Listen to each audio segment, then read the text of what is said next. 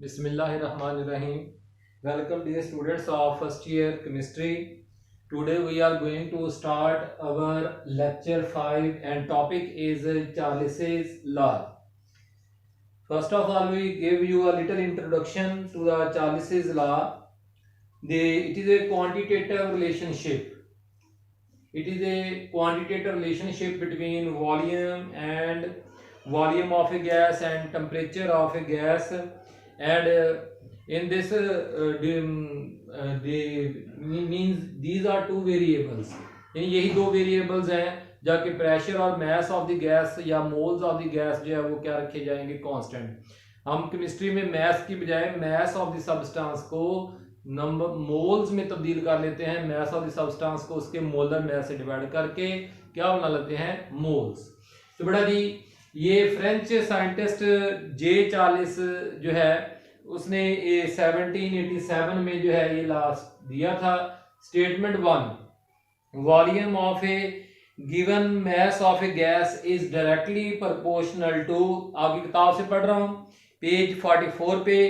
तो the volume of the given mass of a gas is directly proportional to absolute temperature when the pressure is kept constant. तो बड़ा जी volume of the gas is directly proportional to absolute temperature. Absolute temperature कौन सा होता है, the temperature measured in Kelvin. The temperature absolute temperature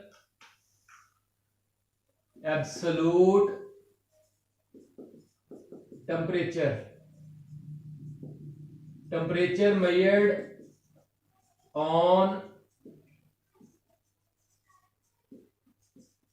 on Kelvin scale.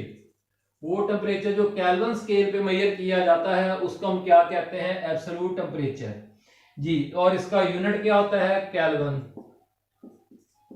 Kelvin symbol के. तो ये इसका बेटा जी यूनिट होता है. तो अब जो है volume is directly proportional to absolute temperature, यानी टेम्परेचर जितने गुना टेम्परेचर बढ़ाएंगे उतने गुना जो है वो वॉल्यूम बढ़ेगा. 2 गुना टेम्परेचर बढ़ाया तो 2 गुना वॉल्यूम, 3 गुना केल्विन में अगर बढ़ाया तो इस तरह से. तो के प्रोपोर्शनलिटी कांस्टेंट, के क्या होगा, प्रोपोर्शनल. लेकिन हम इस के को चार्ल्स लॉ कांस्टेंट बोलेंगे. पीछे हमने बॉयल्स लॉ कांस्टेंट क्या दिया था, अब हमने इसका नाम क्या रख दिया, चार्ल्स लॉ कांस्टेंट.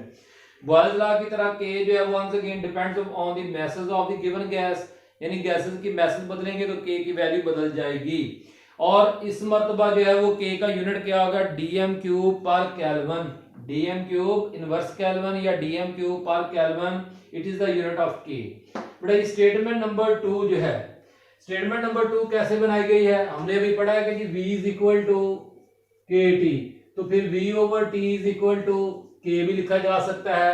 तो स्टेटमेंट 2 फिर कुछ इस तरह से बन जाती है कि ratio of volume to absolute temperature.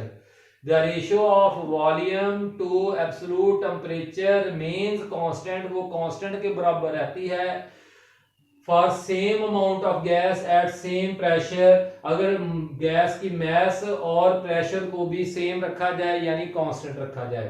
तो हम इस रेशियो को फिर ऐसे कर सकते हैं कि किसी भी एक गैस के लिए जो है अगर आप उसका टेम्परेचर T1 से बढ़ा के T2 करते हैं तो उसका वॉल्यूम V1 से बढ़ के V2 हो जाएगा. T1 से कम करके T2 करते हैं तो उसका V1 से कम होके T2. लेकिन डिफरेंट टेम्परेचर्स पर डिफरेंट वॉल्यूम्स होंगे और उन डिफरेंट टेम्परेचर्स पर डिफरेंट वॉल्यूम्स के साथ जो रेशियो बनेगी, volume to temperature ratio, it always remain constant. बड़ा एक्सपेरिमेंटल वेरिफिकेशन जो है वो किस तरह से आपकी किताब में बयान की गई है कि जो है जरा छोटा सा एक एक्सपेरिमेंट बताया गया है. Let us consider a certain amount of a gas enclosed in a cylinder. एक गैस को सपोज करें कि वो एक सिलेंडर में बंद है जिसको वॉल्यूम V1 है और टेम्परेचर T1 है और वो कांस्टेंट प्रेशर पे है, मूवेबल पिस्टन लगा हुआ है. ठीक हो गया ना जी. तो when the gas in the cylinder is heated, जब आप उसको हीट करते हैं तो उसका टेम्परेचर T1 से बढ़ के क्या हो जाता है, T2 हो जाता है. तो वॉल्यूम भी बढ़ जाता है. वो कैसे नजर आ रहा है, आप देख रहे हैं कि पिस्टन जो है वो ऊपर को मूव कर रहा है, एक्सपेंशन हो रही है. When the cylinder is both volume and temperature of gas increase, the new volume and temperature V2 and T2 V1/T1 की रेशियो जो है वो K के बराबर, V2/T की वैल्यू भी K के बराबर। तो इसका मतलब है कि ये रेशियो क्या रहती है, remains constant, it is Charles law. तो therefore Charles law is verified. अब बेटा जी एग्जांपल 2 को जरा देखें, स्टेटमेंट को पहले पढ़ें। 250 cubic centimetre of hydrogen, example 250 cubic centimeter of hydrogen is cooled from 127 to -27 degree Celsius. 250 cubic centimetre उसका वॉल्यूम है, उस गैस का टेम्परेचर लो किया गया है। तो अब उसका मेंटेनिंग द प्रेशर कांस्टेंट रखते हुए कैलकुलेट द न्यू वॉल्यूम, उस न्यू लोअर टेम्परेचर पे उसका वॉल्यूम क्या होगा। तो बेटा जी V1 पहला इनिशियल वॉल्यूम कितना है 250 क्यूबिक सेंटीमीटर। हम सबको पता है कि 1000 cm cubic centimetre 1 decimetre cube के बराबर होता है। ठीक हो गया ना जी। तो जो है वो हमें अगर क्यूबिक सेंटीमीटर को डीएम क्यूब में तब्दील करना है तो फिर हमें उसको किससे डिवाइड करना पड़ेगा, 1000 से। 1000 से डिवाइड किया तो वो 0.25 क्यूबिक डेसीमीटर बन गया।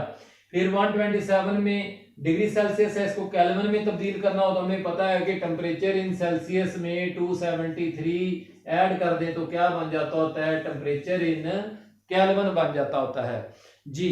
तो वो भी काम किया, 127 में 273 ऐड किए तो ये आ गया। V2 मालूम करना है, T2 -27 में फिर 273 ऐड किए तो 246। अब 40 लगा दिया, V1/T1 इज इक्वल टू 40 के मुताबिक किसके बराबर है, T2 के। तो V2 मालूम करना चाहते हैं, V1/T1 मल्टीप्लाइड T2। सारी वैल्यूज को पुट कर दें, क्या हो जाएगा जी, ऊपर 0.25, नीचे टेम्परेचर T1 400 केल्विन और इधर जो है वो 246 केल्विन। इसको मल्टीप्लाई कर दें, V2 की वैल्यू आपके पास कैलकुलेट हो जाएगी और वो कैलकुलेट होके आती है 0.153 dm क्यूब। उसको 1000 से मल्टीप्लाई कर दें तो 153 क्यूबिक सेंटीमीटर। तो ये बड़ा जी इस तरह से साबित हो गया कि अगर हम गैसेस का टेम्परेचर कम करते हैं तो उनका वॉल्यूम भी कम हो जाता है, क्योंकि 250 cm क्यूब से कम होके 153 क्यूबिक सेंटीमीटर हो गया। तो बेटा जी कोई भी सवाल हो पूछें, ये बहुत आसान सा लॉ है, ठीक है ना जी। लेकिन इसके अगला जो टॉपिक है उसकी हम 2 एपिसोड्स पढ़ेंगे, तो बड़ा मुश्किल सा टॉपिक है, टफ है। तो जब उसको शुरू करेंगे तो उस वक्त ही बताएंगे। कोई भी मसला हो ज़रूर पूछें। आज 27 रमज़ान जो है कि रात को जो मैं लेक्चर रिकॉर्ड कर रहा हूँ बस अफ्तारी के बाद, तो जो है बेटा जी अल्लाह ताला हम सब के लिए जो है वो आसानियाँ पैदा फरमाए और हमारे जो है वो सगीरा व कबीरा गुनाह माफ़ फरमाए। हमें जो है वो हिम्मत और हौसला सब्र जो है वो अता फरमाए, हसद से बचाए, ग़ीबत से बचाए, ठीक है ना जी। और नमाज पढ़ने की तौफीक अता फरमाए, आमीन। शुक्रिया। कोई भी सवाल हो ज़रूर पूछें।